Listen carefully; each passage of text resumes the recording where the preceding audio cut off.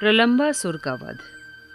विनाशकारी अग्नि को बुझाकर कृष्ण पुनः अपने परिजनों, मित्रों, गौओं, बछड़ों तथा बैलों से घिरकर और उनके गायन से महिमा मंडित होकर वृंदावन में प्रविष्ट हुए, जो सदैव गायों से परिपूर्ण रहता है। जब कृष्ण तथा बलराम वृंदावन में ग्वालों तथा गोपियों के मध्य जीवन का आनंद लूट रहे थे, तो क्रमशः ग्रीष्म ऋतु आ गई। भारत में ग्रीष्म ऋतु का कोई स्वागत नहीं करता, क्योंकि वहाँ इसमें अत्यधिक गर्मी पड़ती है। किंतु वृंदावन के सारे लोग प्रसन्न थे, क्योंकि वहाँ ग्रीष्म ऋतु वसंत की भांति प्रकट हुई थी। ऐसा कृष्ण तथा बलराम के वहाँ रहने के कारण हो सका, क्योंकि वे दोनों ब्रह्मा तथा शिव के भी नियामक हैं। वृंदावन में अनेक झरने हैं, जिनसे निरंतर पानी गिरता रहता है और उनकी ध्वनि इतनी मीठी होती है कि इससे झिंगूरों की झनकार दब जाती है। सर्वत्र जल बहने के कारण वन सदैव अत्यंत हरा भरा तथा सुंदर दिखता है। वृंदावन वासी सूर्य की झुलसाने वाली गर्मी से या अधिक ताप से कभी भी विचलित नहीं होते थे।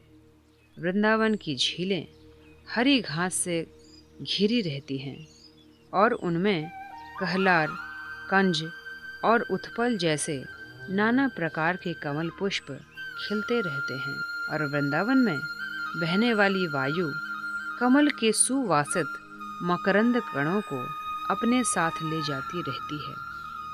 जब यमुना की तरंगों, झीलों तथा झरनों के जलकण वृंदावन वासियों के शरीर का स्पर्श करते थे, तो वे स्वतः शीतलता का अनुभव करते थे।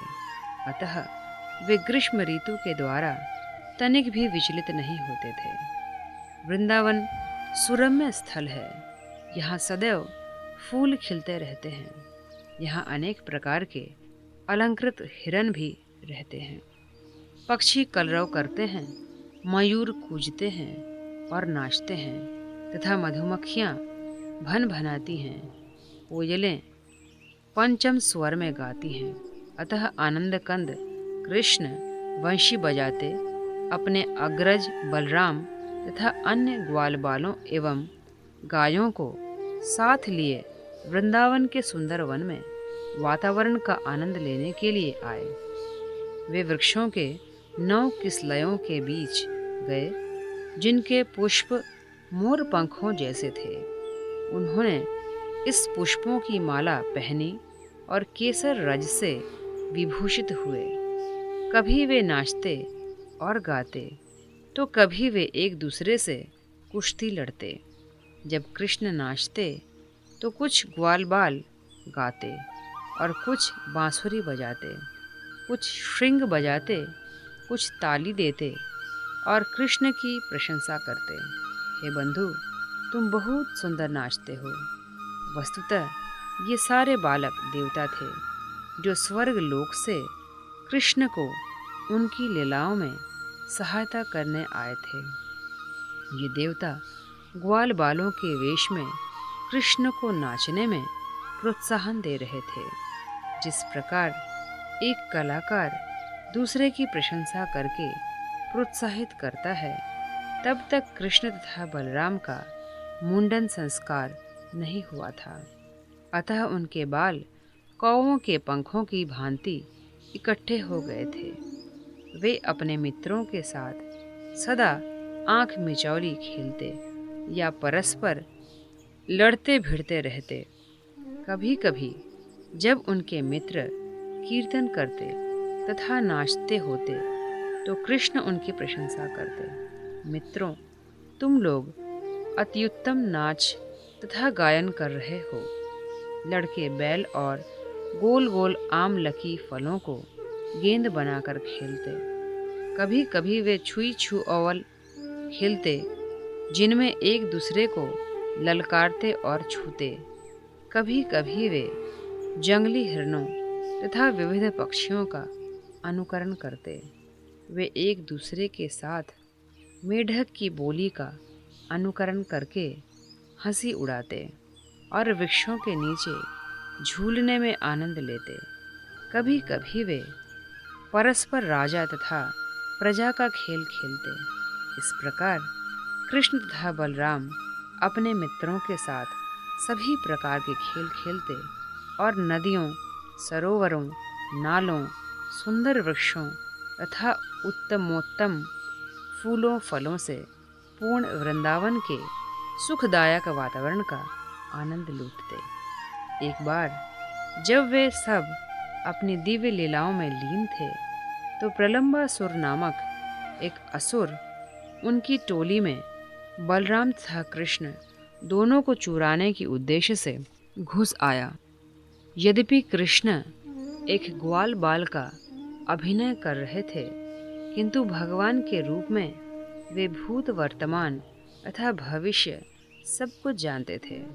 अतः जब प्रलंबासुर उनकी टोली में घुस आया, कृष्ण सोचने लगे इस असुर का किस तरह वध किया जाए, किंतु बाहर से वे उससे मित्र रूप में मिले और कहा, प्रिय मित्र, अच्छा हुआ कि तुम हमारी लीलाओं में भाग लेने आए हो। फिर कृष्ण ने अपने समस्त मित्रों को बुलाकर आज्ञा दी, अब हम अपनी अपनी जोड़ी बनाकर खेलेंगे और जोड़े में ही रहकर ललकारेंगे। इस प्रस्ताव के साथ ही सारे बालक एकत्र हो गए। कुछ बलराम की पाली में हो लिए और कुछ कृष्ण की पाली में, और अपनी अपनी जोड़ी के साथ खेलने लगे। इसमें हारे हुए खिलाड़ी को अपनी पीठ पर विजयी खिलाड़ी को चढ़ाना होता था। जिस प्रकार घोड़ा अपने मालिक को चढ़ाता है, वे खेलने लगे और भांडीर वन से होकर जाते समय साथ साथ गौवें चराते रहे। श्री दामा तथा वृषभ सहित बलराम की टोली विजयी हुई। अतः कृष्ण की टोली को इन सबों को अपनी पीठ पर बैठाकर भांडीर वन से होकर जाना पड़ा। भगवान श्री कृष्ण ने हारने के कारण श्री दामा को अपनी पीठ पर चढ़ाया और भद्रसेन ने वृषभ को। इस खेल का अनुकरण करते हुए ग्वाल बाल के रूप में आए प्रलंबासुर ने बलराम को अपनी पीठ पर चढ़ा लिया। प्रलंबासुर असुरों में सबसे अधिक महत्वपूर्ण था और उसने अनुमान लगा लिया था कि ग्वाल बालों में कृष्ण ही सर्वाधिक शक्तिमान है। कृष्ण की टोली से बचने के उद्देश्य से प्रलंबासुर बलराम को दूर ले गया। निसंदेह यह असुर अत्यंत बलवान था, किंतु वह तो बलराम को पर्वत के तुल्य लिए जा रहा था। अतः वह उनके भार से थकने लगा और उसने अपना असली रूप धारण कर लिया। अपने इस रूप में वह सुनहरे मुकुट तथा कुंडलों से सुशोभित था और ऐसा लग रहा था मानो विद्युतमय बादल चंद्रमा को धारण किए हो। बलराम ने देखा कि इस असुर का शरीर बादल की सीमा तक फैला है। उसकी आंखें अग्नि के समान जल रही है और उसके तीक्ष्ण दांत मुंह के भीतर चमक रहे हैं। पहले तो बलराम उस असुर को देखकर चकित हुए और सोचने लगे, यह कैसे हुआ कि अचानक यह वाहक सब तरह से बदल गया है। किंतु मन विमल होने पर वे तुरंत समझ गए कि उन्हें कोई असुर उनके मित्रों से दूर लिए जा रहा है और मार डालना चाहता है। अतः उन्होंने तुरंत ही असुर के सिर पर उसी प्रकार मुष्टि प्रहार किया जिस प्रकार इंद्र पर्वत पर अपना वज्र प्रहार करता है।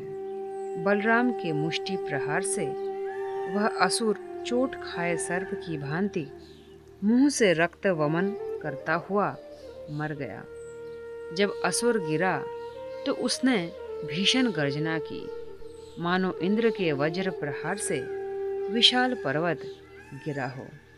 तब सारे बालक उस स्थान की ओर झपटे इस भयानक दृश्य को देखकर वे बहुत अच्छा कहकर बलराम की प्रशंसा करने लगे। फिर यह सोचकर कि बलराम मृत्यु से उबरे हैं, वे सब उनका अत्यंत स्नेहपूर्वक आलिंगन करने लगे और अपनी अपनी बधाइयाँ तथा आशीष देने लगे। स्वर्ग लोक के सारे देवता अत्यंत प्रसन्न हुए और उन्होंने बलराम के दिव्य शरीर पर पुष्प वर्षा की। इस महाअसुर प्रलंबासुर को मारने के लिए उन्हें आशीष तथा बधाइयाँ भी दी। इस प्रकार लीला पुरुषोत्तम भगवान श्री कृष्ण के अंतर्गत प्रलंबासुर का वध नामक 18वें अध्याय का भक्ति वेदांत तात्पर्य पूर्ण हुआ।